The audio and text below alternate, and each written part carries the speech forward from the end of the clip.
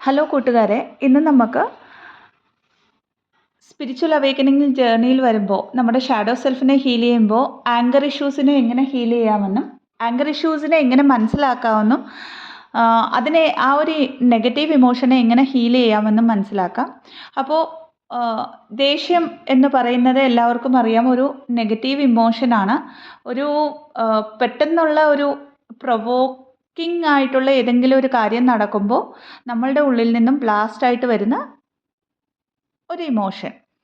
അപ്പോൾ തിരിഞ്ഞ് നമ്മൾ ആ ഒരു സിറ്റുവേഷൻ അല്ലെങ്കിൽ ആ ഒരു സാഹചര്യത്തിലേക്ക് അല്ലെങ്കിൽ ആ ഒരു പേഴ്സണിലേക്ക് നമ്മൾക്ക് കണക്ട് ചെയ്യുമ്പോൾ, അല്ലെങ്കിൽ ഈ ഒരു ദേഷ്യം വന്നു, ആ സാഹചര്യം കഴിഞ്ഞു, 1 മണിക്കൂർ കഴിഞ്ഞ് നമ്മൾ തിരിഞ്ഞ് ആലോചിക്കുമ്പോൾ നമുക്ക് മനസ്സിലാവും അത് നമ്മളുടെ പെയിനാണ് ആ ഒരു ദേഷ്യത്തിൻ്റെ രൂപത്തിൽ വെളിയിൽ വന്നതെന്ന്. ആ പെയിൻ എന്തിനായിരിക്കും എന്ന് വെച്ചാൽ, നമുക്ക് ചെയ്യാൻ പറ്റാത്ത പല കാര്യങ്ങൾ, അല്ലെങ്കിൽ നമ്മളുടെ പവർലെസ്നെസ് ആണ് അവിടെ നമ്മൾ ഫീൽ ആവുന്നത്. അതായത് എനിക്ക് ഇങ്ങനെ ചെയ്യാൻ പറ്റുന്നില്ലല്ലോ, എനിക്കിങ്ങനെ ഒരു തീരുമാനം എടുക്കാൻ പറ്റുന്നില്ല, എനിക്ക് ഇവരോട് ഇത് തുറന്ന് പറയാൻ പറ്റുന്നില്ല. ഇങ്ങനെയൊക്കെയുള്ള കുറേ ഇമോഷൻസിനെ, ഇത് ജസ്റ്റ് ഒരു ഉദാഹരണമാണ് പറഞ്ഞത്, ഇങ്ങനെയൊക്കെയുള്ള കുറേ ഇമോഷൻസിനെ ഒളിച്ചു വെക്കാനായിട്ട് ആ ഒരു ദേഷ്യത്തിൻ്റെ മുഖം മൂടി അണിയുന്നു. അപ്പോൾ ദേഷ്യം എന്ന് പറയുന്നത് നമ്മളുടെ ട്രൂത്ത് അല്ല. നമ്മളുടെ ട്രൂത്ത് എന്ന് പറയുന്നത് നമ്മൾ പറയാൻ പറ്റാതെ പോയ ആ ഒരു കാര്യമായിരിക്കാം, നമ്മൾക്ക് നമ്മളെ അക്സെപ്റ്റ് ചെയ്യാൻ പറ്റാതെ പോയ ആ ഒരു കാര്യമായിരിക്കാം. അപ്പോൾ ഈ ജേർണിയിൽ, പ്രത്യേകിച്ചും സ്പിരിച്വൽ ജേർണിയിൽ അല്ലെങ്കിൽ ട്വിൻ ഫ്ലെയിം ജേർണിയിലൊക്കെ വരുമ്പോൾ നമ്മളുടെ ഒരു സ്പിരിച്വൽ ജേർണിയാണ്, അതായത് സോൾ ലെവൽ ജേർണിയാണ്, എനർജറ്റിക് ജേർണിയാണ്, എനർജീനെ ക്ലെൻസ് ചെയ്യാനുള്ള ജേർണിയാണ്. ഇവിടെ വരുമ്പോഴത്തേക്ക് നമ്മൾ ജീവിക്കുന്ന 3D ആൻഡ് 5Dൻ്റെ ഇടയ്ക്ക് കിടന്ന് എന്താ പറയുന്നത്, ഒരു മിസ്മാച്ച് ആയിരിക്കും എപ്പോഴും നമ്മളുടെ തോട്ട്സും 3Dയിൽ നിൽക്കുന്ന ഒരാളുടെ തോട്ട്സും. അപ്പോൾ ആദ്യമൊക്കെ നമ്മൾ അവരെയും കൂടെ 5Dയിലേക്ക് കൊണ്ടുവരാനായിട്ട് നോക്കുമ്പോൾ, അല്ലെങ്കിൽ അവരെയും കൂടെ നമ്മളെപ്പോലെ നമ്മൾ പറയുന്ന കാര്യങ്ങൾ, നമ്മൾ ഫീലായ കാര്യങ്ങൾ പറഞ്ഞ് മനസ്സിലാക്കാനായിട്ട് നോക്കുമ്പോൾ അവർ മനസ്സിലാക്കുന്നില്ല എന്ന് വിചാരിക്കുമ്പോൾ അവിടെ ദേഷ്യം വരാൻ നമുക്ക്. അതല്ല എങ്കിൽ മറ്റുള്ളവരെ പോലെ നമ്മൾക്ക് ജീവിക്കാൻ പറ്റുന്നില്ല എന്നൊക്കെ വിചാരിക്കുമ്പോൾ നമുക്ക് ദേഷ്യം വരാം. അപ്പോൾ ശരിക്കും പറഞ്ഞാൽ ഇവിടെ നമ്മൾ നമ്മളെ അക്സെപ്റ്റ് ചെയ്യുക എന്നുള്ളതാണ് ആദ്യം ചെയ്യേണ്ടത്. അതായത് ആ ഒരു ദേഷ്യം വരുന്ന, പെയിൻ തന്നിട്ടുള്ള കാര്യങ്ങൾ എന്തൊക്കെയാണ് അതിനെ മനസ്സിലാക്കുക, ആ ഒരു നമ്മളുടെ ആ ഒരു വേർഷനെ നമ്മൾ അക്സെപ്റ്റ് ചെയ്യുക. അപ്പോൾ പണ്ട് തൊട്ടേ നമ്മൾക്ക് ചെയ്യാൻ പറ്റാത്ത പല കാര്യങ്ങളും, ആ നമ്മളുടെ പവറിനെ എടുത്തുകൊണ്ടുപോയ പല സാഹചര്യങ്ങൾ, പല തീരുമാനങ്ങൾ ലൈഫിൽ നടന്നിട്ടുള്ളത്, പല സാഹചര്യങ്ങൾ, പല ആൾക്കാർ, നമ്മളുടെ ട്രൂത്തിനെ പറയാൻ പറ്റാത്ത പല കാര്യങ്ങൾ, എടുക്കാൻ പറ്റാത്ത ഒരു കോഴ്സായിരിക്കാം, മേ ബി വിവാഹം എന്നൊക്കെ പറയുന്ന ഒരു കാര്യത്തിൽ സ്വയം ഡിസിഷൻ എടുക്കാൻ പറ്റാത്തപ്പോഴൊക്കെ നമ്മൾ സർപ്രസ് ചെയ്തിരിക്കുന്ന ഓരോ ഇമോഷനെ ആവാൻ നമ്മൾ കണ്ടിന്യൂസ് ആയിട്ട് ആ ദേഷ്യത്തിൻ്റെ രൂപത്തിൽ നമ്മൾ കാണിക്കുന്നത്. അപ്പോൾ അവിടേക്ക് പോവുക, അതായത് ആ തീരുമാനം എടുത്ത, ഫോർ എക്സാമ്പിൾ നമ്മൾക്ക് ഇഷ്ടപ്പെട്ട ഒരു കോഴ്സ് എടുക്കാൻ പറ്റിയില്ല, അതിൻ്റെ കാരണം മേ ബി വീട്ടിൽ നിന്നുള്ള ഒരു പ്രഷറായിരിക്കാം, അല്ലെങ്കിൽ കാശിൻ്റെ ഒരു സാമ്പത്തികമായിട്ടുള്ള ആ ഒരു സമയത്ത് അത്രയും സപ്പോർട്ട് ചെയ്യുന്ന ആരും ഇല്ലാഞ്ഞോ കൊണ്ടായിരിക്കാം. അപ്പോൾ ആ ഒരു വേർഷനിലേക്ക് നമ്മൾ കണക്റ്റ് ആവുക. നമ്മൾ 17-18 വയസ്സൊക്കെ ഉള്ളപ്പോഴായിരിക്കുമല്ലോ ഒരു കരിയറിൽ ഡിസിഷൻ എടുക്കുന്നത്. ജസ്റ്റ് ഒരു ഉദാഹരണമാണ് പറയുന്നത്. അപ്പോൾ അവിടേക്ക് കണക്റ്റായിട്ട് അതങ്ങനെ സംഭവിച്ചു എന്നുള്ള കാര്യം, അതായത് അന്ന് അതങ്ങനെ സംഭവിച്ചു എന്നുള്ള കാര്യത്തെ ആദ്യം അക്സെപ്റ്റ് ചെയ്യാനായിട്ട് പഠിക്കുക. അതായത് ഇത്ര നാളും നമ്മൾ അങ്ങനെ സംഭവിച്ചു എന്നുള്ള ഒരു കാര്യത്തിൽ നിന്നും, ഒരു ഇമോഷനിൽ നിന്നും നമ്മൾ ഒളിച്ചോടുകയാണ്. അവിടെ ആദ്യം അക്സെപ്റ്റ് ചെയ്യുമ്പോൾ തന്നെ നമ്മൾക്ക് പാതി പീസ് കിട്ടും. യെസ്, ഇത് എൻ്റെ ലൈഫിൽ അതങ്ങനെ സംഭവിച്ചതാണ്. രണ്ടാമത്തേത്, അത് ഡെസ്റ്റൈൻഡ് ആയിരുന്നു. നമ്മളുടെ ഈ ഒരു ജേർണിയിൽ ശരിയും തെറ്റും ഒന്നുമില്ല. ഓരോ കാര്യങ്ങളും നമ്മളുടെ ലൈഫിൽ സംഭവിക്കുന്നത് നമ്മളുടെ ആ ഒരു പാത്തിലേക്ക് വരാനുള്ള വഴികളാണെന്ന് മനസ്സിലാക്കുക. ആൻഡ് അവിടുന്ന് പഠിച്ച കാര്യങ്ങൾ എത്രത്തോളം നമ്മളുടെ ലൈഫിൽ ഇപ്പോൾ ഒരു ആപ്ലിക്കബിലിറ്റിയിൽ വന്നു, അല്ലെങ്കിൽ ആ ഒരു കോഴ്സിൽ നിന്നും നമുക്ക് കിട്ടിയിട്ടുള്ള എന്തൊക്കെ കാര്യങ്ങളാണ് സ്റ്റിൽ നമ്മളായി നിൽക്കാൻ ഹെൽപ്പ് ചെയ്യുന്നത്. അതേപോലെ ഏതെങ്കിലും ഒരു ബന്ധമായിരിക്കാം, ഏതെങ്കിലും ഒരു റിലേഷൻഷിപ്പ്, അപ്പോൾ ബ്രേക്കപ്പ് പറഞ്ഞ ഒരു റിലേഷൻഷിപ്പ് ആയിരിക്കാം.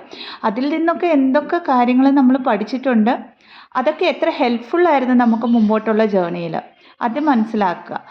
എന്നിട്ട് അവിടെ ഹീലിംഗ് കൊടുത്ത് അവിടെ ഒരു അൺകണ്ടീഷണൽ ലവ് നമ്മൾക്ക് നമ്മൾ തന്നെ കൊടുത്തുകൊണ്ട് ഓപ്പോസിറ്റിൽ നിൽക്കുന്ന ആളോട്, ഓപ്പോസിറ്റിൽ നിൽക്കുന്ന സാഹചര്യങ്ങളോട് നമ്മളൊരു യുദ്ധം പ്രഖ്യാപിക്കാതെ സമാധാനത്തിൽ, അതായത് അതിനെ അവിടെ ഫോർഗീവ്നെസ് കൊടുത്തിട്ട് ജസ്റ്റ് ഇതിനെല്ലാം അക്സെപ്റ്റ് ചെയ്യുന്നു സോൾ ലെവലിൽ നിന്ന് സ്വയം പറഞ്ഞ് എടുക്കുക. ഇനി ആ ഒരു സമയത്തെ ഇമോഷൻസ് എന്തെങ്കിലും വരുന്നുണ്ടെങ്കിൽ അതിനെ റിലീസ് ചെയ്യാവുന്നതാണ്.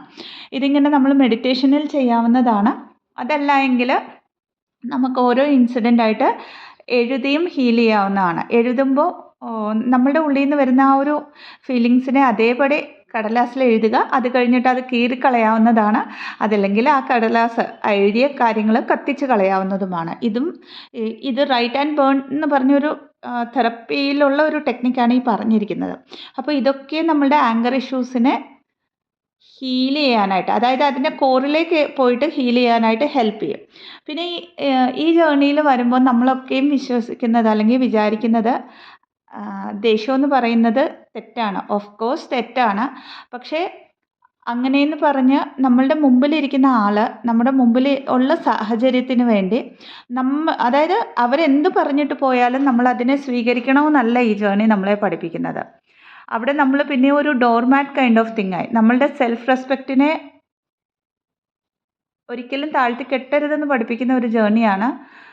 നമ്മൾക്കുള്ള ആ ഒരു വാല്യൂസ്, എന്താ പറയുന്നത്, നമ്മളുടെ ആ ഒരു പവറിൽ നിന്നുകൊണ്ട് നമ്മൾ കാര്യങ്ങളെ നോക്കി കാണുകയും മറ്റുള്ളവർക്ക് ഹേർട്ട് ഉണ്ടാക്കാതെ നമ്മൾ ജീവിക്കുകയുമാണ് ഈ ഒരു ജേർണിയിൽ വന്നു കഴിയുമ്പോൾ നമ്മൾ ചെയ്യുന്നത്. എന്നാൽ ഓപ്പോസിറ്റിൽ നിന്ന് ഒരു കാർമിക് പേഴ്സൺ പതിയെ പിന്നെയും അതേ സൈക്കിൾ റിപ്പീറ്റ് ചെയ്യുന്നുണ്ടെങ്കിൽ അവിടെ നമ്മൾക്ക് പലപ്പോഴും 3Dയിൽ വളരെ ക്ലിയറായിട്ട്, ഇവിടെ ആങ്കർ ഇഷ്യൂസിലല്ല, നമ്മളവിടെ ഒരു ദേഷ്യത്തിൽ ഇൻവെസ്റ്റ് ചെയ്യുന്ന ഒരു നെഗറ്റീവ് ഇമോഷനെ വളരെ ക്ലിയർ കട്ടായിട്ട് കമ്മ്യൂണിക്കേറ്റ് ചെയ്യാനായിട്ട് അതേ ഇമോഷനെ നിങ്ങൾക്ക് കൺവേർട്ട് ചെയ്ത് ഒരു പോസിറ്റിവിറ്റിയിലേക്ക് വരാവുന്നതാണ്. അതായത് എനിക്ക് ദേഷ്യം വരരുത് എന്നല്ല ഈ ജേർണി പഠിപ്പിക്കുന്നത്. നമുക്ക് ദേഷ്യം വരണമെന്നുമല്ല, എവിടെ എപ്പോൾ ഏത് സാഹചര്യത്തിൽ എത്രത്തോളം ഇമോഷൻസിനെ ബാലൻസ് ചെയ്ത് ഉപയോഗിക്കണം, അതാണ് ഈ ജേർണി പഠിപ്പിക്കുന്നത്. അപ്പോൾ സ്പിരിച്വാലിറ്റിയിൽ വരുമ്പോൾ ഒട്ടുവേ ദേഷ്യം വരരുതെന്ന് പറയുന്നവരോട് ഒരു കാര്യമേ ഉള്ളൂ, പഴയ കാലത്ത് ദേവീദേവന്മാർക്കും ദേഷ്യം വരാറുണ്ടായിരുന്നു, മുനിവര്യന്മാർക്കും ദേഷ്യം വരാറുണ്ടായിരുന്നു. അവർക്ക് ഹീൽഡ് അല്ല എന്നൊന്നും അല്ലല്ലോ അതിൻ്റെ മീനിങ്. ആ ആവശ്യത്തിന്, അതായത് ആ ഒരു സാഹചര്യത്തിന് അവർക്ക് ആ ഒരു ഇമോഷനിലൂടെ കിട്ടുന്ന പോസിറ്റീവ് പവറിനെ അവർ റിഫ്ലക്റ്റ് ബാക്ക് ചെയ്തുകൊണ്ട് അവരുടെ ട്രൂത്തിൽ നിൽക്കാനായിട്ടാണ് അവർ ആ ഒരു ഇമോഷനെ യൂട്ടിലൈസ് ചെയ്തിരുന്നത്. അത് മനസ്സിലാക്കുക. അപ്പോൾ ഞാൻ ഈ സ്പിരിച്വൽ അവേക്കനിങ് ജേർണിയിലാണെന്ന് പറഞ്ഞിട്ട് ദേഷ്യം വരുന്നു എന്ന് പറഞ്ഞിട്ട് ഓപ്പോസിറ്റിൽ നിൽക്കുന്നവരെ ഇഷ്ടമുള്ള പോലെ സംസാരിക്കാനുള്ള ഒരു അധികാരവും നമുക്കില്ല. അത് പിന്നെയും കർമ്മ ക്രിയേറ്റ് ആവത്തേ ഉള്ളൂ. നമുക്ക് വേണ്ടി സ്റ്റാൻഡ് എടുക്കുമ്പോൾ എഗെയിൻ ആക്ഷൻ ഓറിയൻറ്റഡ് ആയിട്ട് സ്റ്റാൻഡ് എടുക്കുക. നമ്മളുടെ പവറിൽ ഇരുന്നു കൊണ്ട് നമ്മളുടെ ട്രൂത്തിനെ അക്സെപ്റ്റ് ചെയ്തുകൊണ്ട് ഈ പെയിനിനെ എടുക്കാനുള്ള ഒരു യോഗ്യത എനിക്കില്ല എന്ന് മനസ്സിലാക്കിക്കൊണ്ട് അതിന് വേണ്ടിയിട്ടുള്ള ഒരു ക്ലിയർ കട്ട് കമ്മ്യൂണിക്കേഷൻ നമ്മളോടും ചെയ്യുക, നമ്മൾ മറ്റുള്ളവരോടും ചെയ്യുക. ഇതാണ് നമ്മൾ ആങ്കർ ഇഷ്യൂസിനെ ഹീൽ ചെയ്യാനായിട്ട് ചെയ്യാൻ പറ്റുന്ന കുറച്ച് കാര്യങ്ങൾ. അപ്പോൾ വീഡിയോ ഹെൽപ്ഫുൾ ആണെങ്കിൽ ചാനലിനെ ലൈക്ക് ചെയ്യാവുന്നതാണ്, ഷെയർ ചെയ്യാവുന്നതാണ് ആൻഡ് സബ്സ്ക്രൈബ് ചെയ്യാവുന്നതാണ്. ഇതല്ലാതെ പെയ്ഡ് കൗൺസിലിംഗ് സെഷൻസിനായിട്ട്, ഹീലിംഗ് സെഷൻസിനായിട്ട്, റേക്കി ഹീലിംഗ് സെഷൻസിന്, ആകാശിക് റെക്കോർഡ് റീഡിങ്സിന്, പാസ്റ്റ് ലൈഫ് റിഗ്രഷൻ തെറപ്പിക്കായിട്ട് ഡിസ്ക്രിപ്ഷൻ ബോക്സിൽ കൊടുത്തിരിക്കുന്ന വാട്സപ്പ് നമ്പറിലേക്ക് ബന്ധപ്പെടാവുന്നതാണ്. Thank you so much. ഓം നമഃ ശിവായ.